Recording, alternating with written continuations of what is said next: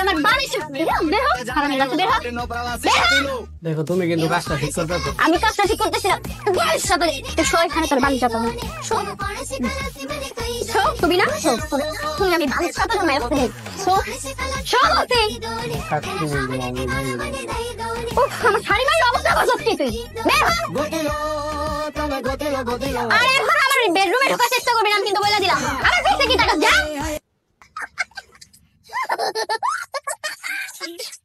এটা মনে হয় আমার বন্ধুর ভবিষ্যৎ দেখলাম আমার বন্ধুর ভবিষ্যতে ঠিক এরকমই হবে আর বউ যদি জানতে পারে ওই বিয়ার আগে কয়টা রিলেশন করছে এবং কোন মেয়ের লগে ডেটিং এ গেছে তখনই এই খেলাটা পাইবো।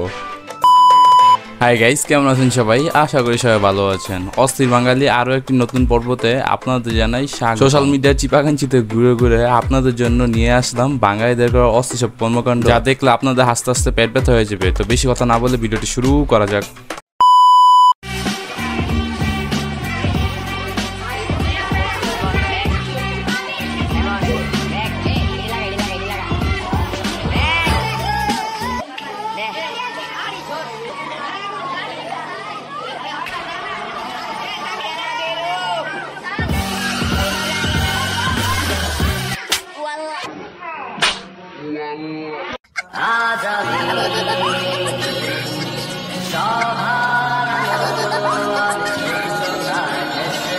ভালোবাসার টানে মাইয়াটার প্রপোজ করতে গেলি কিন্তু এতগুলো মানুষের সামনে নিজের ইজ্জতটা খালি, এই ডরে কেউ সামনে যায় না কেউ প্রপোজ করতে। গরু ও ছাগলের মাংস দুদিন আগের এবং জালি কাবাব একদিন আগের কাচ্চির সাথে মিশিয়ে পরিবেশনের জন্য রাখা হয়েছিল এভাবেই। শুধু তাই নয়, স্বাদ ও সুগন্ধি বাড়াতে ব্যবহার করা হয় নিষিদ্ধ কেওড়া জল ও মানহীন টমেটো সস।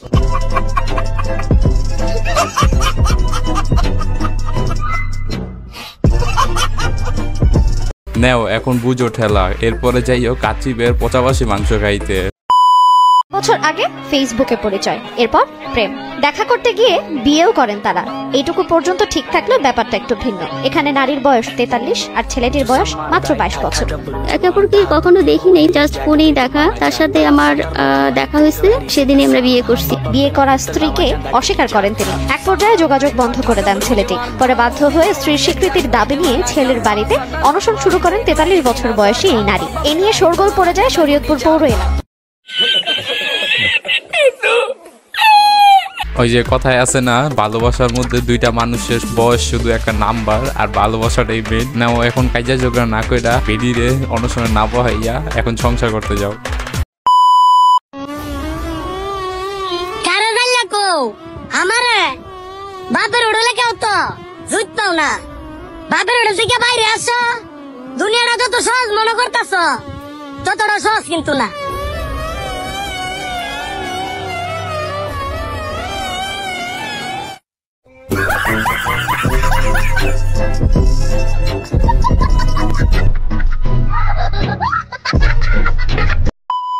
তোমার বিল আসছিল 900 কত টাকা এই মিটার।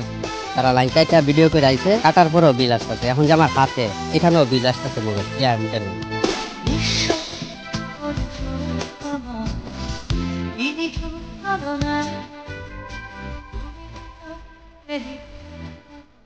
আর এইটা তো বাটপাড়ির লিমিট ক্রস কইরা আরো এক ধাপ আগে। বাংলাদেশে শুধুমাত্র এইসব বাটপাড়ি নয়, আরো অনেক ধরনের বাটপাড়ি আছে। এই যে একটা নমুনা, এর উপর আরো যে কত বাটপাড়ি আছে তা দেখলে আপনার তো চোখ মাথা উঠে যাবো। গাইস, আপনাদের কাছে একটা ছোট রিকোয়েস্ট হলো, আমাদের চ্যানেলে যদি নতুন এসে থাকেন তাহলে চ্যানেলটা সাবস্ক্রাইব করে দেন। আর যদি ভিডিওটা ভালো লাগে থাকে তাহলে একটা লাইক করে দেন। আর যদি মনে হয় ভিডিওটি শেয়ার করার মতো তাহলে একটা শেয়ারও করে দিন। থাকার জন্য একটি বাড়ি বানানোর স্বপ্ন দেখছেন? তাহলে শুনুন, আপনার স্বপ্ন পূরণে বাধা হতে পারে ভ্যাটের খরচ। কারণ প্রস্তাবিত বাজেটে 1000 পিস ইটের ভ্যাট 450 টাকা থেকে বাড়িয়ে 500 টাকা করা হচ্ছে। স্বপ্নের বাড়িতে বিদ্যুৎ সাশ্রয়ী LED বাল্ব লাগাতে চান? এখানেও 5% ভ্যাট বেড়ে দাঁড়াচ্ছে 15%। তীব্র গরমে নাকাল হওয়া থেকে বাঁচতে এসি লাগাবেন? এখানেও গুনতে হতে পারে 7.5% ভ্যাট। নতুন বাড়িতে লেটেস্ট মডেলে ফ্রিজ না থাকলে কি চলে? 7.5% ভ্যাট দিয়েই কিনতে হবে আপনাকে। ভ্যাটের চাপ আর গরমে আপনার আপনার গলা শুকিয়ে কাঠ, গলা ভেজাতে জুস খেতে দিতে হবে 15% ভ্যাট। আইসক্রিম কিংবা কোমল পানীয় কম দামে পাবেন না কোনো কিছুই। এত শত চাপ কমাতে সিগারেট ধরাবেন, তাতেও পকেট পুরবে আপনার, কারণ বাজেটে বাড়ছে তামাকজাত এই পণ্যের দাম। মনের দুঃখ ভাগাভাগি করতে স্বজনদের ফোন করবেন, প্রস্তাবিত বাজেটে বাড়তে পারে সিম কার্ডের দাম, খরচ বাড়বে কথা বলা কিংবা ইন্টারনেট ব্যবহারেও। যে পরিমাণ সরকার এবছর প্রত্যেকটা পণ্যের মধ্যে ব্যাট বাড়াইছে, এই অনুযায়ী তো ভবিষ্যতে কোনো বাড়ি করা দরকার। বাড়াবাড়িলে জীবন চালা যেতে হইব। আর যারা আশা করছিল একটা বাড়ি তৈরি করবে, তাদের আশা মনে এই ভিডিওটা দেখার পর মরিয়ে গেছে গা।